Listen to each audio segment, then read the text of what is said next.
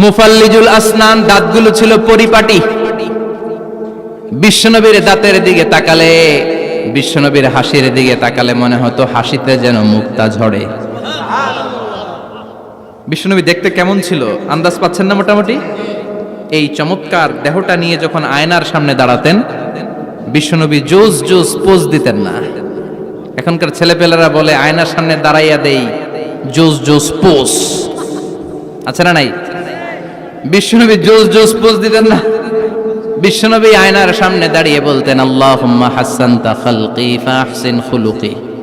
ও আল্লাহ, আমার চেহারাটা যেমনি আপনি সুন্দর বানিয়েছেন, আমার হৃদয়টারেও সুন্দর করে দেন। What a attitude, what an attitude! কি অ্যাটিটিউড ছিল উনার!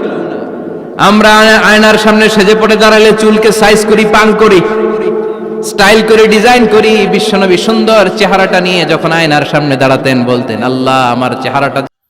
চ্যানেলটিকে সাবস্ক্রাইব করে পাশে থাকা বেল বাটনটি অন করে দিন।